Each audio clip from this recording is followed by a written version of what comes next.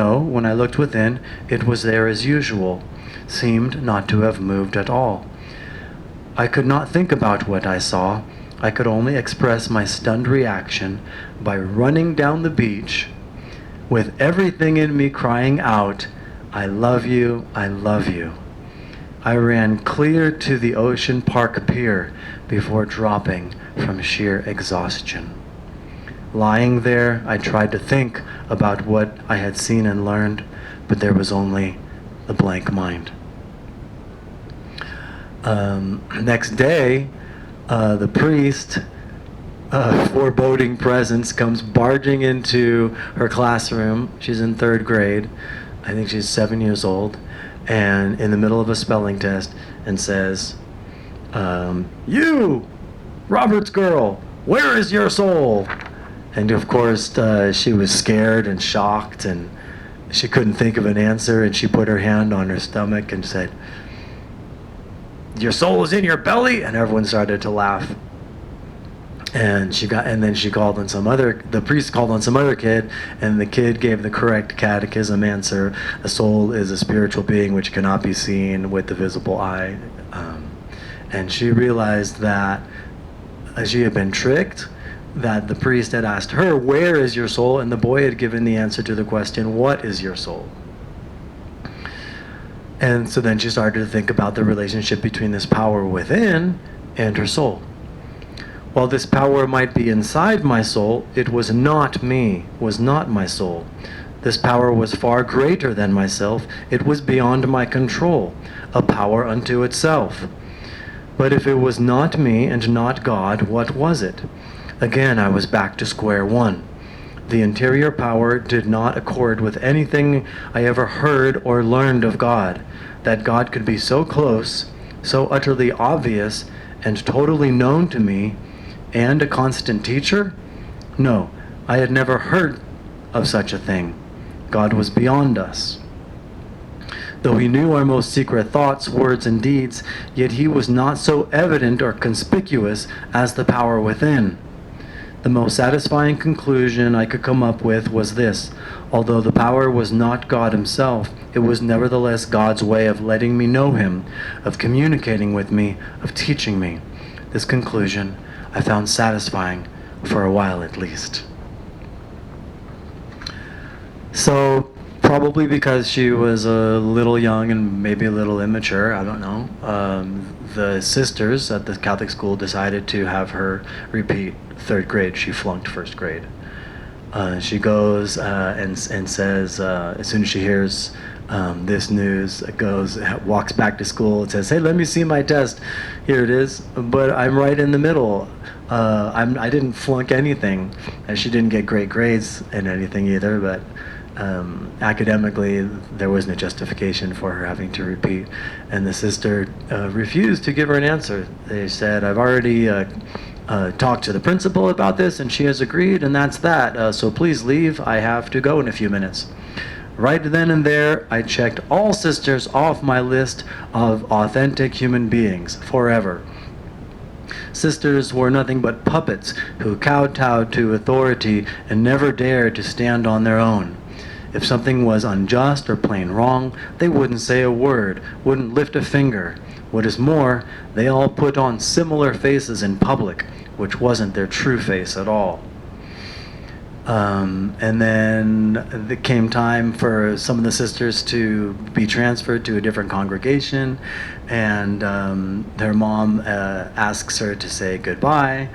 Sister dutifully put out her hand for a goodbye shake, but I stood motionless and gave her the meanest, most insolent look I knew how, and walked away. And then her older sister tells her family that she was thinking of becoming a Maryknoll sister to work with the lepers. And Bernadette was horrified. That my sister might become one of them, a sister, was the worst thing I could think of.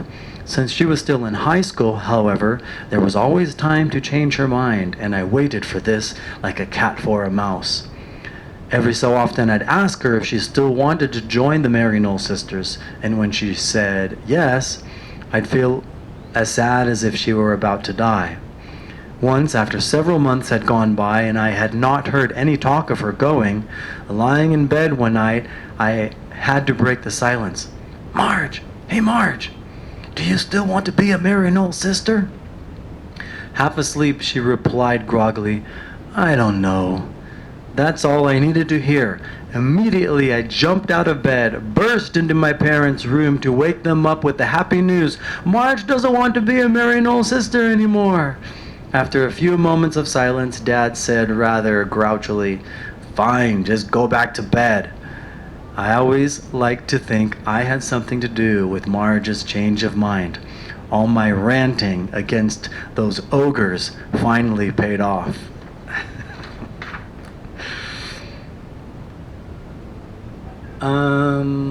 Okay, so she has this relationship with this power, and it knocked her off her feet. Despite this frightening experience, I could not help but recall the benefits of its presence during these last years. I figured it had always informed me of the truth, taught me the right attitude toward the ups and downs of life, opened up an inner dimension I wouldn't have known otherwise. It had been the source of knowledge and joy, even laughter. It had been a constant companion, and on account of its presence, I would ponder the deeper things in life instead of what was merely passing and obvious. In short, it was actually teaching me, helping me to grow up. Here's another extraordinary experience she had at age 8, I think. Yeah, sometime after my 8th birthday. I was standing in the middle of the bedroom, not thinking or doing anything, I recall, when, as clear and forceful as if God were standing in front of me, I received a certain knowledge. This knowledge came from outside myself, seemingly from an indistinct light in front of me. It was not given with words or piece by piece, but instantly all at once. It was almost like a blow to the head, because for a minute at least, it felt as if my brain had frozen or become immovable. Since it was not conveyed with words, audible, interior, or mental, nor imparted as an idea or concept, to convey this wordless knowledge, it must be translated into words that can never do it justice. Although I would not call this an experience, it was nevertheless mind-blowing. As best I can communicate this knowledge, its essence was this. Again, this kind of goes back to her initial question that we started this video off: why me?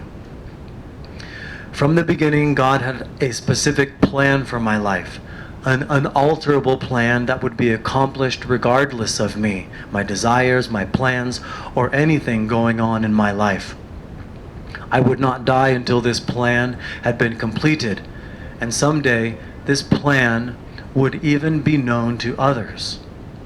God had a specific work to do in me and was going to do it, come hell or high water, if I may use that expression. This grand plan was to accomplish something very specific, something God wanted to do or bring about. All my unusual experiences to this point had been part of this plan, God's own doing. So too, from here on, all such experiences for the rest of my life, in fact, would be God's doing and part of His great plan. One of my books I called God's Great Experiment because she wrote this: "After this, I would always think of myself as God's experiment. Too little of this, redo that, not enough here, whoops, shouldn't have done that." So went the great plan in my life with God. So she realizes that as far as what she wants, it doesn't really matter. As for my own desires, God didn't give a fig. He was going to do what He had to do, and that was the end of it. Seeing the utter uselessness of ever asking God for anything, I resolved that for all my needs, I'd only ask Mary, pray to her instead. Thus, with few exceptions, I lived the rest of my life never praying to God for a thing ever. Mary would become the great provider in my life, so great in